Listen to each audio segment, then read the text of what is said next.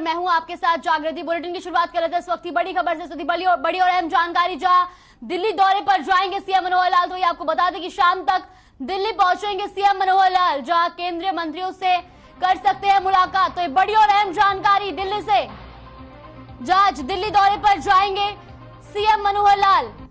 तो ये आपको बता दें कि शाम तक दिल्ली पहुंचेंगे सीएम मनोहर लाल, जहां केंद्रीय मंत्रियों से कर सकते हैं मुलाकात। तो एक बड़ी और अहम जानकारी, जहां शाम तक दिल्ली दौरे पर जाएंगे सीएम मनोहर लाल। तो ये आपको बता दें कि दिल्ली में केंद्रीय मंत्रियों से कर सकते हैं मुलाकात सीएम।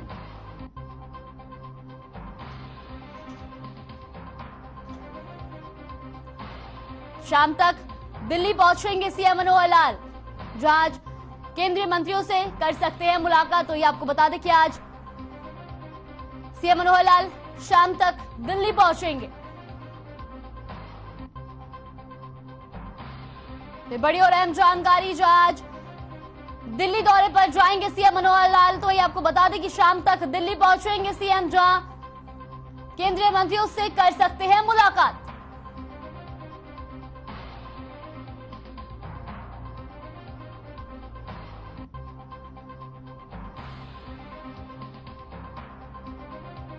तो बड़ी और अहम जानकारी, जो आज केंद्रीय मंत्रियों से कर सकते हैं मुलाकात सीएम मनोहर लाल। तो वही शाम तक दिल्ली पहुंचेंगे सीएम मनोहर लाल। तो आज दिल्ली दौरे पर जाएंगे सीएम मनोहर लाल, जो आज शाम तक दिल्ली पहुंचेंगे सीएम मनोहर लाल। तो ये आपको बता दें कि केंद्रीय मंत्रियों से कर सकते हैं मुलाकात। रुक करते अगली बड़ी खबर की ओर। जो अगली बड़ी खबर आ रही है दिल्ली से, जहां दिल्ली के गोकुलपुरी में बड़ा हादसा हो गया। आपको बता दें कि झुग्गियों में भीषण आग लगी। तो ये आग में झुलसने से 7 लोगों की मौत हो गई है। तो वही दमकल विभाग ने आग पर काबू पाया। तो ये बड़ी और अहम जानकारी, जो आज दिल्ली के गोकुलपुरी में बड़ा हादसा हुआ है। तो वही झुग्गियों में भीषण आग लगने से जहां 7 लोगों की मौत हो गई है। तो वही दमकल विभाग ने आग पर काबू पाया है। तो ये बड़ी और अहम जानकारी, जहां दिल्ली के गोकुलपुरी में बड़ा हादसा हुआ है, जहां झुग्गियों में भीषण आग लगी है। तो वहीं आग में झुलसने से 7 लोगों की मौत हो गई है। तो इस मौके पर पहुंची दमकल विभाग ने आग पर काबू पाया, लेकिन आग में झुलसने से 7 लोगों की मौत हो गई। तो ये पूरा मामला दिल्ली के गोकुलपुरी का है, जहां झुग्गियों में भीषण आग लगने से 7 लोगों की मौत हो गई। तस्वीरें भी आप देख सकते हैं, जहां दिल्ली के गोकुलपुरी की तस्वीरें हैं, जहां झुग्गियों में भीषण आग लगी। तो भाई आग में झुलसने से 7 लोगों की मौत हो गई है। तो बड़ी और अहम जानकारी, तो मौके पर पहुंची दमकल विभाग ने आग पर काबू पाया,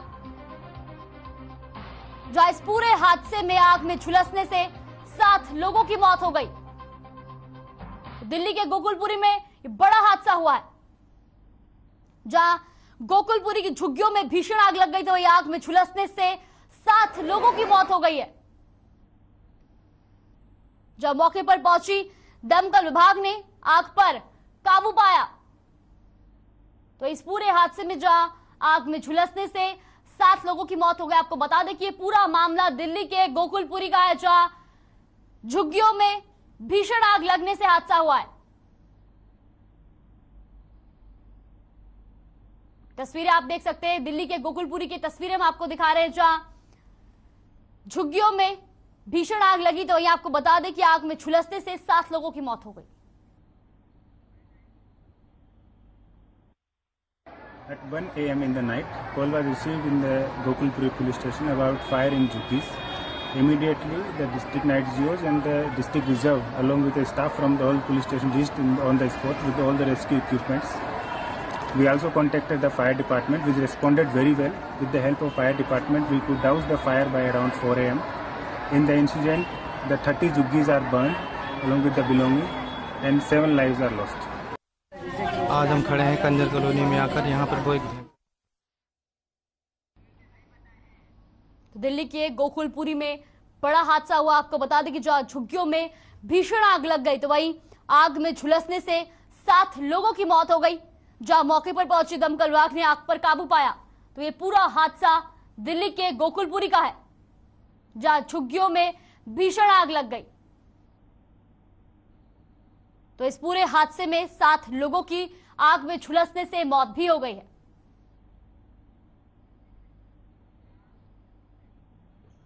हरियाणा के करनाल जिले में प्रेमनगर क्षेत्र में उस समय सनसनी फैल गई जब मुख्यमंत्री मनोहर लाल के घर पर अज्ञात युवकों ने हमला कर दिया। बाइक सवार युवक पथराव कर फरार हो गए। वारदात से पुलिस में भी हड़कंप मच गया और आरोपियों की तलाश की जा रही है। जानकारी के मुताबिक हर रोज की तरह शुक्रवार देर रात को सचिन और मोनू नामक 2 सुरक्षा कर्मियों की गार्ड के तौर पर ड्यूटी थी। देर रात अचानक ही बाइक पर सवार होकर आए 5 से 6 युवकों ने मुख्यमंत्री के आवास पर ईंटें फेंकनी शुरू कर दी। ये देखते ही सुरक्षा कर्मी सचिन दीवार से कूदकर बाहर आया और आरोपी का पीछा करने का प्रयास किया, लेकिन आरोपी फरार होने में कामयाब रहे। फिलहाल पुलिस आरोपियों की तलाश में जुटी है। तो हरियाणा के करनाल जिले में प्रेमनगर क्षेत्र का यह पूरा मामला है, जहां मुख्यमंत्री मनोहर लाल के घर पर अज्ञात युवकों ने हमला कर दिया। आपको बता दें कि बाइक सवार युवक पथराव कर फरार हो गए। वही वारदात से पुलिस में भी हड़कंप मच गया है और आरोपियों की तलाश की जा रही है। तो जानकारी के अनुसार हर रोज की तरह शुक्रवार देर रात को दोनों सुरक्षा कर्मियों की गार्ड के तौर पर ड्यूटी थी, लेकिन देर रात अचानक ही बाइक पर सवार होकर आए 5 से 6 युवकों ने मुख्यमंत्री के आवास पर ईंटें फेंकनी शुरू कर दी। ये देखते ही सुरक्षा कर्मी सचिन दीवार से कूदकर बाहर आया और आरोपियों का पीछा करने का प्रयास किया, लेकिन आरोपी फरार होने में कामयाब रहे। फिलहाल पुलिस आरोपियों की तलाश में जुटी है।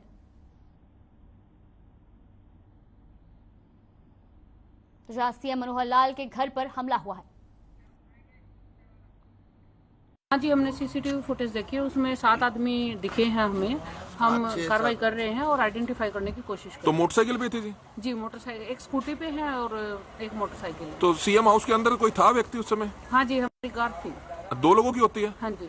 तो वो बाहर आए तो भाग गए वो? हाँ जी, उन्होंने देखा, जैसे ही उनको पता चला वो बाहर आए। उन्होंने पकड़ने की कोशिश भी की है, लेकिन वो भाग गए। तो सभी अपना बाइक पे आए थे, कहीं अपना 3-4 यानी कि 2 बाइकें थी, 5-7 लड़के थे, ईंटें मारते भाग गए हैं बस। मतलब सीएम हाउस की एक बारी मारी है? हाँ जी, सीएम के बस वो निकले ना सचिन। तो कैमरे लगे हुए थे? नहीं, कैमरे लगे नहीं हुए। हमने पहले भी बोला इनको, हमने कैमरे के लिए तो फेंकने आई थी बाहर।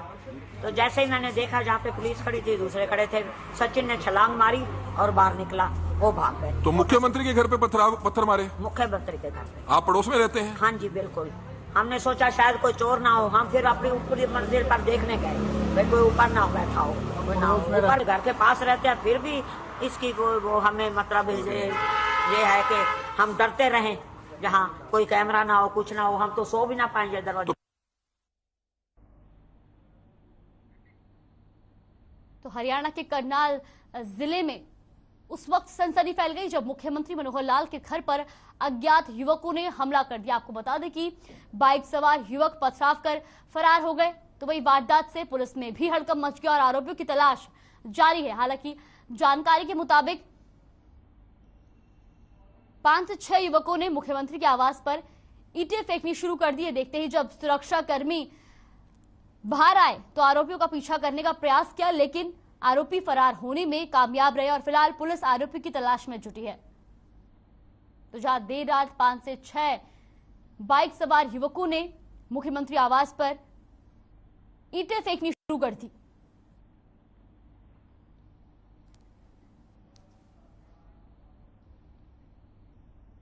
आम आदमी पार्टी द्वारा पंजाब चुनाव में प्रचंड जीत दर्ज करने के एक दिन बाद भगवंत मान चंडीगढ़ एयरपोर्ट पर पत्रकारों से बातचीत के दौरान कहा कि पंजाब के लोगों के लिए पंजाब में हरी डायरी लगाई जाएगी। बहुत जल्द आम आदमी पार्टी द्वारा किए गए वादों को अमली जामा पहनाने का काम शुरू होगा।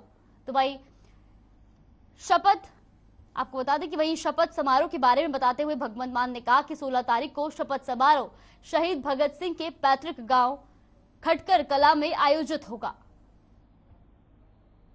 तो जहां आम आदमी पार्टी की पंजाब में प्रचंड जीत दर्ज करने के बाद भगवंत मान ने चंडीगढ़ एयरपोर्ट पर पत्रकारों से बातचीत की। तो वही बातचीत के दौरान उन्होंने बोला कि पंजाब के लोगों के लिए पंजाब में हरी डायरी लगाई जाएगी।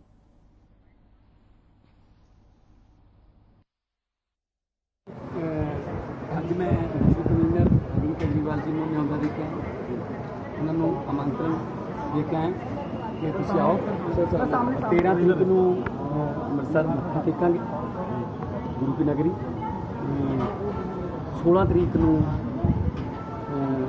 ਇੱਕ ਸੈਰੇਮਨੀ ਹੋਊਗੀ। ਇਸ ਤੋਂ ਪਹਿਲਾਂ ਜਿਹੜੀਆਂ ਸਹੁੰ ਚੁੱਕ ਸਮਾਗਮ ਸੀਗੇ ਉਹ ਰਾਜ ਭਵਨਾਂ 'ਚ ਜਾਂ ਮਹਿਲਾਂ 'ਚ ਹੁੰਦੇ ਸੀ, ਹੁਣ ਇਹ ਸ਼ਹੀਦਾਂ ਦੇ ਪਿੰਡਾਂ 'ਚ ਹੋਣਗੇ।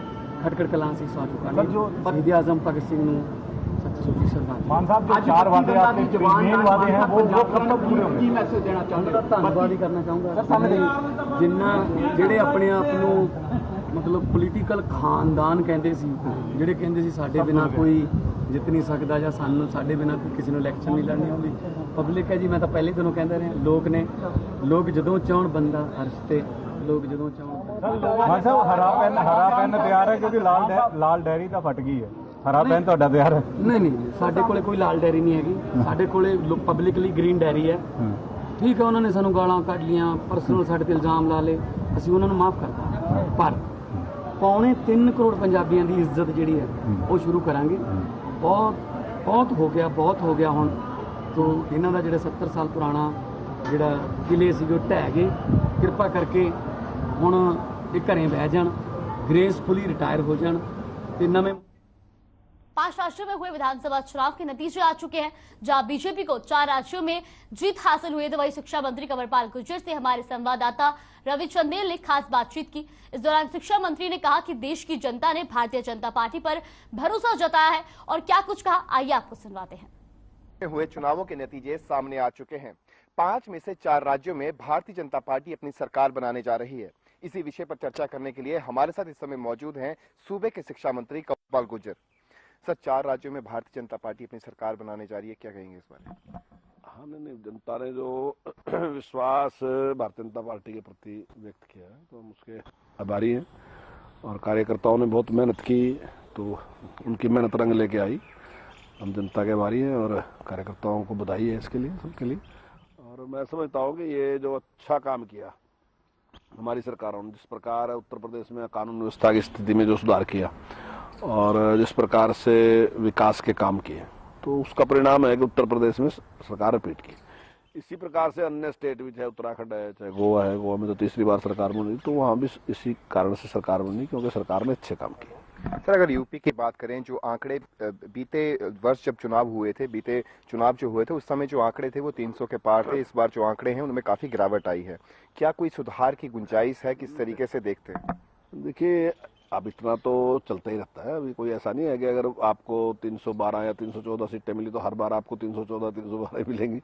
तो ये तो आगे बढ़ भी जाती हैं, घट भी जाती हैं, परिस्थितियां बनती हैं। जहाँ कांग्रेस की स्थिति है वो बिल्कुल खत्म होगी, दूसरी पार्टियों कहीं की स्थिति खत्म होगी, तो कुछ वोट बीजेपी पे भी आया होगा, कुछ उधर भी गया होगा।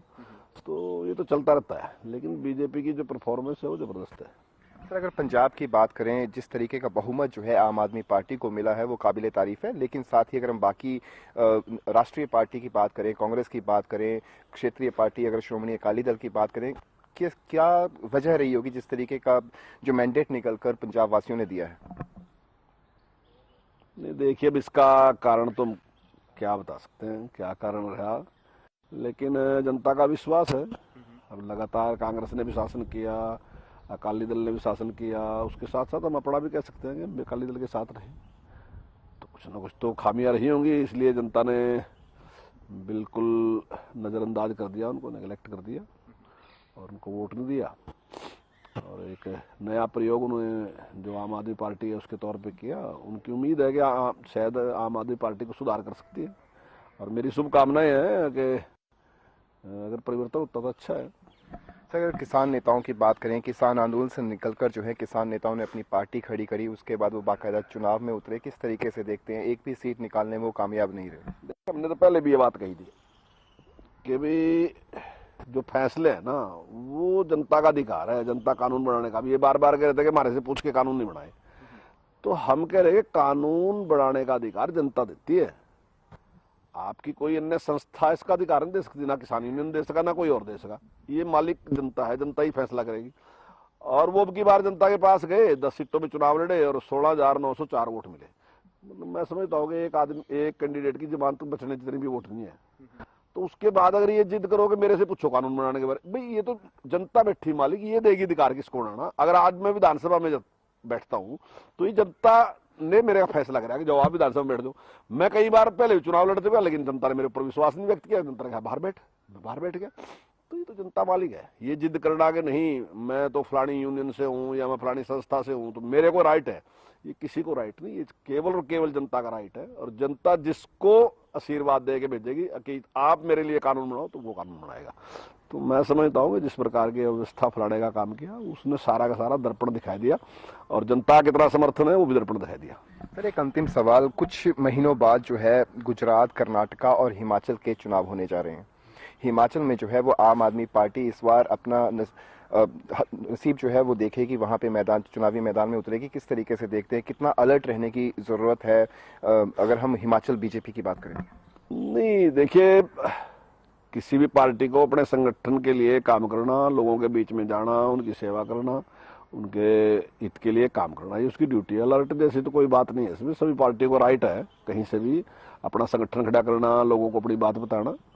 तो आम आदमी पार्टी पे अगर वहां बताती है तो कोई नहीं, लेकिन मुझे लगता है कि इन सभी स्टेट में ये भारतीय जनता पार्टी के पक्ष के स्टेट रहेंगे सारे के सारे। जिस प्रकार अब की बारी उत्तर प्रदेश में, उत्तराखंड में, गोवा में जिस प्रकार भारतीय जनता पार्टी जीती, तो आने वाले टाइम में इसी प्रकार से इन स्टेटों में भी भारतीय जनता पार्टी की सरकार बनेगी, ऐसा मेरा मानना है। जिस तरीके से पंजाब की अगर बात करें, पंजाब की जनता ने जो है उनके पास विकल्प नहीं थे। अगर हम बात करें कांग्रेस और श्रोमणी अकाली दल जो है वो लगातार एक के बाद इस चुनाव में कांग्रेस तो अगले चुनाव में श्रोमणी अकाली दल, तो सेम कंडीशंस जो है वो हिमाचल में भी देखने को मिलती है। एक मरतबा बीजेपी आती है, दूसरी मरतबा कांग्रेस आती है, लेकिन इस बार एक विकल्प जो है इन दोनों राष्ट्रीय पार्टियों को छोड़कर एक नया विकल्प जो है हिमाचल की जनता को देखने को मिलेगा। किस तरीके से देखते हैं? हिमाचल में इस जैसी परिस्थितियां नहीं है जो पंजाब की परिस्थितियां हैं, हिमाचल की परिस्थितियां नहीं है बिल्कुल भी। कोई लेना देना नहीं इस परिस्थिति से। यहाँ जिस प्रकार से नशे से और आर्थिक स्थिति जिस प्रकार पंजाब की खराब है तो पंजाब की है, हिमाचल में ऐसा कुछ नहीं है। तो मुझे नहीं लगता कि हिमाचल में ऐसी परिस्थितियां हैं। और ये तो अगर आप उत्तर प्रदेश के बारे में लोग यही कहते हैं कि वहाँ सरकार रिपीट नहीं करती, लेकिन करेगी। उत्तराखंड के बारे में यही कहते हैं कि सरकार रिपीट नहीं करती, सरकार रिपीट करेगी। तो भारतीय जनता पार्टी की जहां जहां भी सरकारें हैं वो बार बार रिपीट करती हैं और वो अच्छा काम करते हैं इसलिए रिपीट करते हैं। बहुत बहुत शुक्रिया। तो ये थे हमारे साथ सूबे के शिक्षा मंत्री कंवरपाल गुर्जर, जिन्होंने कहा कि भारतीय जनता पार्टी की पॉलिसीज और डबल इंजन की सरकार पर जो है वो देश की जनता ने भरोसा जताया, जिसके बाद 4 राज्यों में भारतीय जनता पार्टी की सरकार जो है वो बनने जा रही है। साथ ही उन्होंने आम आदमी पार्टी को जो है वो बधाई भी दी है उनकी इस जीत पर। चंडीगढ़ से हर खबर हरियाणा के लिए रवि चंदेल के साथ कैमरा पर्सन किशन की रिपोर्ट। अंबाला में आम आदमी पार्टी की जीत की खुशी हर जगह दिखाई दी, जहां आपको बता दें कि ऐसे में आम आदमी पार्टी के कार्यकर्ता अंशुल अग्रवाल ने बातचीत में बताया कि ये जीत एक पार्टी की नहीं बल्कि आम आदमी की है। आम आदमी पार्टी ने दिल्ली में जनता के हित के लिए काम किया। उसी प्रकार पंजाब की जनता ने आम आदमी पार्टी पर अपना विश्वास जताया और उनकी पार्टी को बहुमत से जिताया भी है। हम किसी को गाली न देते। अरविंद, हम चलिए जी ने जो बोला इस मंच पर वो ना कह के, पर उन्होंने एक मुद्दा उठाया है और वो मुद्दा 3 राज्यों के लिए पंजाब। ये जीत किसी पार्टी की नहीं है, ये जीत आम जनता की है, आम आदमी की है। जिस तरीके से दिल्ली में जनता ने आम आदमी पार्टी का साथ दिया, आम आदमी पार्टी ने दिल्ली में जनता के हित के लिए बहुत काम किए, जनता को काम करके दिखाए, पूरा देश उन कामों को देख रहा है। उसी तरीके से पंजाब की जनता ने आम आदमी पार्टी पर विश्वास जताया और पंजाब की जनता ने आम आदमी पार्टी का साथ दिया और आम आदमी पार्टी को बहुमत से जिताया। हिसार में जेजेपी के सदस्यता अभियान का आयोजन किया जा रहा है, जिसको लेकर उप मुख्यमंत्री दुष्यंत चौटाला ने अपने निवास स्थान पर 222 अर्बन स्टेट के कार्यकर्ताओं से मुलाकात की। इस दौरान जेजेपी के सदस्यता अभियान को लेकर अधिकारियों और कर्मचारियों की जिम्मेवारी लगाई। साथ ही 13 मार्च को अजय सिंह चौटाला के जन्मदिन की तैयारी को लेकर भी अधिकारियों को दिशा निर्देश दिए। हिसार में जेजेपी की सदस्यता अभियान का आयोजन किया जा रहा है, जिसको लेकर उप मुख्यमंत्री दुष्यंत चौटाला ने अपने निवास स्थान पर 222 अर्बन स्टेट के कार्यकर्ताओं से मुलाकात भी की। तो ये आपको बता दें कि इस दौरान जेजेपी के सदस्यता अभियान को लेकर अधिकारियों और कर्मचारियों की जिम्मेवारी लगाई। साथ ही 13 मार्च को अजय सिंह चौटाला के जन्मदिन की तैयारी को लेकर भी अधिकारियों को दिशा निर्देश दिए। डॉक्टर अजय सिंह चौटाला का आशीर्वाद 24 घंटे आपके हमारे साथ चौटाला जी के रूप में है। अगर हम सफल नहीं हुए तो उसके जिम्मेवार हम होंगे, आप होंगे, केवल संगठन की कमजोरी होगी। क्योंकि करिश्माई नेतृत्व तो चाहे कितने कट्टर विरोधी हो हमारा, ऊर्जावान और ज्ञानवान बीजेपी के वो नेता सदस्यता अभियान का आयोजन किया जा रहा है। वही आपको बता दें कि डिप्टी सीएम ने कार्यकर्ताओं से इसी सिलसिले में मुलाकात। डॉक्टर अजय सिंह चौटाला का आशीर्वाद 24 घंटे। वही डिप्टी सीएम दुष्यंत चौटाला के निवास पर किसानों ने जमकर बवाल काटा। दरअसल किसानों ने दुष्यंत चौटाला का विरोध करने का ऐलान किया था, जिसके बाद डिप्टी सीएम दुष्यंत चौटाला ने किसानों को मुलाकात करने के लिए अपने निवास पर बुलाया था, लेकिन मुलाकात में देरी होने पर किसानों ने जमकर बवाल काटा और घर बुलाकर बेइज्जती करने और बात न सुनने के आरोप भी लगाए।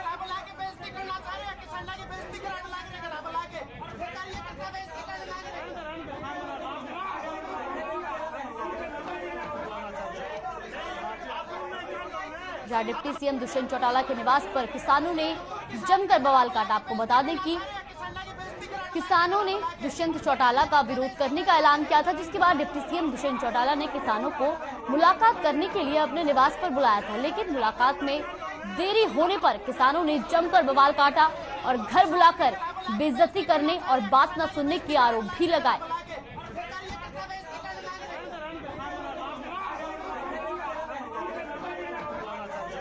गुस्साए किसानों का वीडियो जमकर वायरल हो रहा है, जहां आपको बता दें कि डिप्टी सीएम के निवास पर किसानों ने बवाल काटा। तो वहीं आपको बता दें कि मुलाकात में देरी होने पर किसानों ने ये बवाल किया, जहां किसानों को मुलाकात के लिए बुलाया गया था, लेकिन किसानों ने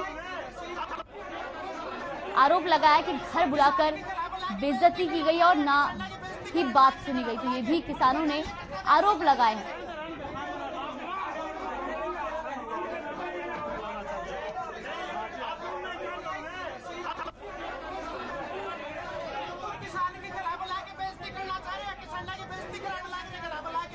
जहां डिप्टी सीएम दुष्यंत चौटाला ने किसानों को मुलाकात करने के लिए अपने निवास पर बुलाया था, लेकिन मुलाकात में देरी होने पर किसानों ने जमकर बवाल काटा। वहीं लोहारू में कृषि मंत्री जेपी दलाल ने प्रदेश में मोटे अनाज के रिसर्च केंद्र का शिलान्यास किया। बता दें कि अनाज रिसर्च अनुसंधान केंद्र 63 एकड़ में 54 करोड़ की लागत से बनकर तैयार होगा। इस दौरान जेपी दलाल ने कहा कि प्रदेश में एक एकड़ का जमीन के स्वास्थ्य की जांच के लिए स्माइल हेल्थ कार्ड बनाए जाएंगे, जिससे किसानों को फायदा होगा। तो लोहारू में कृषि मंत्री जेपी दलाल ने प्रदेश में मोटे अनाज के रिसर्च केंद्र का शिलान्यास किया। तो ये आपको बता दें कि अनाज रिसर्च अनुसंधान केंद्र 63 एकड़ में 54 करोड़ की लागत से बनकर तैयार होगा। और इस दौरान जेपी दलाल ने कहा कि प्रदेश में एक एकड़ जमीन के स्वास्थ्य की जांच के लिए स्माइल हेल्थ कार्ड बनाए जाएंगे। वहीं फरीदाबाद में 3 दिवसीय उद्योग प्रदर्शनी मेले का आयोजन किया गया। इस मौके पर परिवहन मंत्री मूलचंद शर्मा समेत विधायक नरेंद्र गुप्ता, विधायक राजेश नागर और तमाम उद्योगपति मौजूद रहे। मौके पर मौजूद मंत्री मूलचंद शर्मा ने बताया कि इस तरह के मेले लगाने से उद्योगों को एक नई पहचान मिलेगी और उद्योगों को भी बढ़ावा मिलेगा। तो वही उसके लिए मैं द्रोणाचार्य इंडस्ट्री जो सेमिनार इन्होंने रखी है, और इससे क्या है कि सारे शहर के तमाम उद्योगपति इससे भाग लेंगे। अपनी जो मैन्युफैक्चरर्स हैं या बड़े उद्योगपति हैं, छोटे उद्योगपति, और ये सबसे बड़ी खुशी की बात है कि पहले भी मेला लगता था 96 से, और बरकरार अपने शहर के जितने भी उद्योगपति हैं अपने ब्रांड के डिस्प्ले करते हैं, और इससे क्या है कि एक दूसरे के व्यापार को लाभ मिलता है, व्यापार का प्रभाव पड़ता है। ये एक एग्जीबिशन, इंडस्ट्रियल एग्जीबिशन यहाँ पर लगाई जा रही है, और इस तरह की एग्जीबिशंस पहले फरीदाबाद में लगा करती थी, पर बीच में कई कारणों की वजह से नहीं लगी। इस एग्जीबिशन से बहुत सारे हमारे इंडस्ट्री वालों को एक ही छत के नीचे बहुत सारा एक्सपीरियंस, अपनी मैन्युफैक्चरिंग के जो भी प्रोडक्ट्स हैं उनको यहाँ पर दिखाने का मौका मिलता है, और जो बाहर से इंडस्ट्री के लिए किसी को कुछ खरीदना है या उस पार्ट्स के बारे में और मैन्युफैक्चरिंग के बारे में यहाँ पर नॉलेज मिलता है। 400 से ज़्यादा इंडस्ट्रियलिस्ट हैं जो अपने अपने प्रोडक्ट यहाँ पर डिस्प्ले कर रहे हैं, और लगभग 8000 के करीब मशीनरीज है जो लाइव डेमो यहाँ पर चल रहा है। और नए प्रोडक्ट्स लॉन्च हुए हैं, काफी सारे मेक इन इंडिया के प्रोडक्ट्स हैं वो यहाँ पर दिखाए गए हैं। एक B2B शो है जिसमें बिजनेस टू बिजनेस शो है। कोविड के दौरान ऐसी छोटी छोटी इंडस्ट्री थी जो बंद हो गई और कुछ ऐसी थी जो प्लान करने के लिए मजबूर हो गई, उन कंपनियों को लेकर के सरकार की तरफ से कितनी मदद मिल पा रही है जो कंपनियां? देखो, ये आपने बहुत अच्छा सवाल किया है। बेसिकली जो कोविड जो आया है इसने पूरी इंडस्ट्रियों की कमर तोड़ दी, ना कि इंडिया बल्कि पूरे ऑल ओवर वर्ल्ड में इसने इफेक्ट किया।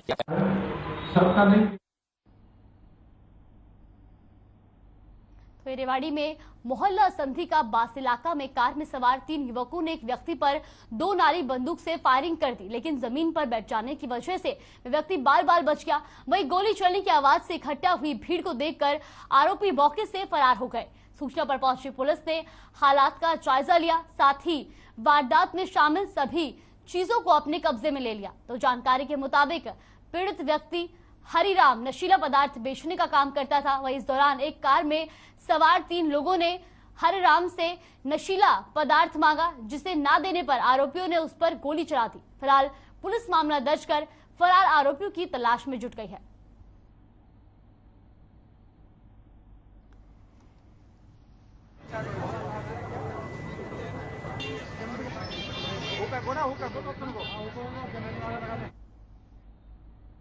प्रदेश में सीएम फ्लाइंग की टीम एक्शन मोड में है। वहीं पलवल के मोहन नगर में सीएम फ्लाइंग टीम ने अवैध अहाता पर रेड की। इस दौरान अहाते पर कई लोग शराब पीते नजर आए। तो जानकारी के मुताबिक सीएम फ्लाइंग टीम को काफी समय से अवैध रूप से चल रहे अहाते की सूचना मिल रही थी, तो जिसके चलते सीएम फ्लाइंग टीम ने बिना लाइसेंस के ठेके के साथ चल रहे अहाता पर छापेमारी की। सूत्रों की माने तो जिले में ऐसे और भी कई अहाता अवैध रूप से चल रहे हैं। फिलहाल पुलिस मामले में आगे की कार्रवाई में जुट गई है।